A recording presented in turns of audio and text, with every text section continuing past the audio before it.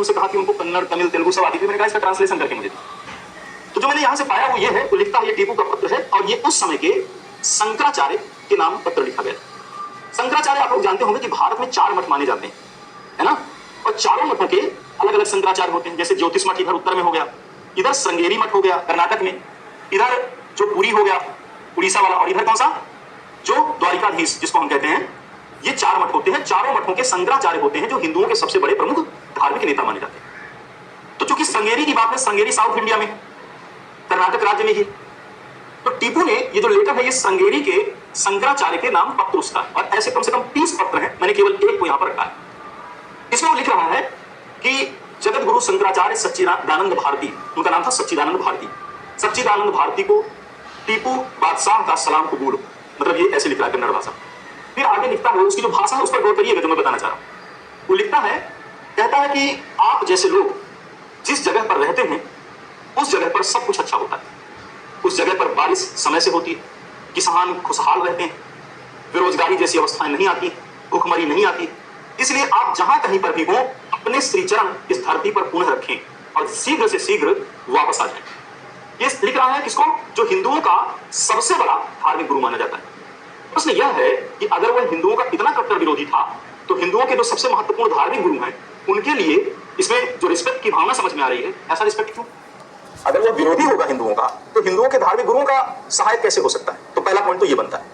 दूसरे, इसमें जो शब्दावलियों का प्रयोग किया गया है कि बारिश समय से होना, ग्रस्तों का खुशहाल होना, भूखमरी न होना, ये शब्दावलियों से पता चलता है कि कहीं ना कहीं उसके दिमाग में जनता के प्रति एक सकारात्मक रुख है। दूसरा, मैं आपको एग्जाम्पल बताता हूं। सच्चिदानंद भारती को ही एक अन्य लेटर मिलता है उनको भेजा हुआ, जिसमें टीपू ने जिक्र किया है कि मैं आपके पास इतना धन भेज रहा हूं, आप इस धन के द्वारा सतचंडी यज्ञ करवा दीजिए, मेरे नाम से सतचंडी पाठ करवा दीजिएगा, गरीबों को दान दिलवा दीजिएगा। एक बात बताइए, इस्लामिक शरीयत में, समझिएगा इस पॉइंट, इस्लामिक शरीयत में किसी दूसरे धर्म को मानना, सतचंडी जैसा यज्ञ करवाना, ये तो इस्लामिक शरीयत के खिलाफ है।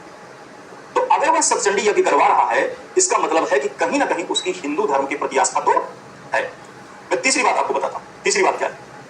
तीसरी बात, कहा जाता है कि उसके दरबार में कोई भी हिंदू बड़े पदों पर नहीं था, लेकिन हमने तो कल भी डिस्कस किया था कि पूरनिया नाम का व्यक्ति उसका प्रधानमंत्री था। कृष्णराज नाम का एक व्यक्ति उसके क्षेत्र, मतलब एक तरह से उसके दरबार का सबसे महत्वपूर्ण व्यक्ति था कृष्णराज। और ऐसे अनगिनत कितने नाम गिनाए जा सकते हैं जो हिंदुओं के नाम हैं जो टीपू के दरबार में ऑलरेडी थे। इवन उसकी सेना का एक बहुत बड़ा भाग हिंदुओं से भरा हुआ था। प्रश्न यह है कि अगर वह मालाबार क्षेत्र के 7,000 हिंदुओं का धर्मांतरण करवा रहा है तो फिर वह अपने दरबार में रहने वाले लोगों का धर्मांतरण क्यों नहीं कर पा? समझ में आ रहा है कि नहीं आ रहा है? एक और पॉइंट समझिए।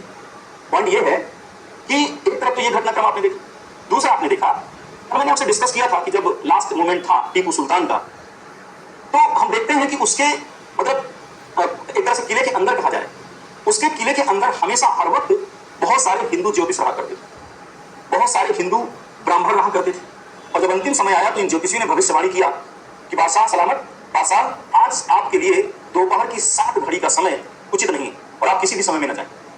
तो उसने पूछा कि क्या किया जाए? तो उन्होंने कहा एक ही उपाय है, यज्ञ, हवन और दान। उसने कहा ठीक है, तुरंत व्यवस्था करवाई। टीपू ने वैदिक मंत्रों के बीच में स्नान किया, उसने सतचंडी का पाठ करवाया। एक जो हाथी था उसमें दोनों तरफ झूले लटकाई गई, उनमें सोना और चांदी भरा गया, उनको दान दिया, अपने हाथ से उसने हवन किया। तो प्रश्न यह है कि अगर यह सब कुछ कर रहा है, सब कुछ कर रहा है, इस्लामिक परंपरा में तो नहीं। अगर कट्टर मुसलमान है तो वो हवन कैसे कर सकता है? अगर कट्टर मुसलमान है तो फिर वो ब्राह्मणों और ज्योतिषियों को अपने घर के अंदर कैसे रख सकता है? इसका सीधा सा मतलब है कि कहानी कुछ और थी, कहानी कुछ और पेश कर दी गई। एक चीज ये समझिए। दूसरा पॉइंट ये, मंदिरों को तोड़ने का मुद्दा था। इसमें कोई संदेह नहीं कि हम लोगों के पास ऐसे रिकॉर्ड हैं जिसमें मंदिरों के तोड़ने का जिक्र किया जाता है, लेकिन हमारे पास आधुनिक शोधों से ऐसे भी रिकॉर्ड आए हैं जिनसे यह पता चलता है कि वास्तव में बहुत सारे ऐसे टेम्पल्स हैं जो बहुत आलीशान टेम्पल हैं, उन्हें तोड़ा ही नहीं गया। और सबसे खास बात मैं अगर 1-2 एग्जांपल्स के तौर पर बताऊं, जैसे न्यूजनगढ़ का टेम्पल देख लीजिए। अभी रिसेंटली 4-5-6 साल पहले श्रृंगेरी से एक पत्र मिला और उस पत्र में साफ तौर पर लिखा हुआ है कि श्रृंगेरी में उसने देवी के मंदिर बनवाने के लिए बड़ी मात्रा में धन दिया था। श्रीरंगपट्टनम जहां पर वो लड़ता हुआ मारा गया और मंगलौर, इन दोनों जगहों पर अगर हम देखें तो आज भी बहुत सारे ऐसे टेम्पल हैं जो टीपू के डायरेक्ट एक तरह से महल से लगे हुए। उनमें क्या घंटियां नहीं बजती रही? अगर मेरे घर के बाहर कोई ऐसी चीज है जो जिसको मैं लाइक नहीं करता, तो अगर मैं 200 किलोमीटर के मंदिर को तोड़ सकता हूं, तो मेरे घर के करीब जो टेम्पल है उसे मैं क्यों नहीं तोड़ूंगा? आज की डेट में ऐसे एक दो नहीं, सैकड़ों टेम्पल है, मैंने अपनी आंखों से देखा हूं सारे टेम्पल्स को, जो कहीं ना कहीं बिल्कुल पूरी तरह से सुरक्षित और संरक्षित। तो अपने आप में ये प्रश्न चिन्ह जरूर खड़ा करते हैं कि शायद निश्चित तौर पर हो सकता है कुछ घटनाएं घटित हुई हो, इस बात से हम इनकार नहीं कर सकते, लेकिन यह भी सच है कि भारतीय इतिहास को अंग्रेजों के द्वारा अपनी डिवाइड एंड रूल पॉलिसी का भी एक महत्वपूर्ण अंग बनाया गया, और इस बात से इनकार नहीं किया जा सकता है कि भारतीय इसके बहुत बड़े शिकार भी हुए। तो थोड़ा बहुत समझ में आया कि नहीं समझ में आया? किसी कोई डाउट, कोई क्वेश्चन तो लिखेंगे थोड़ा बहुत।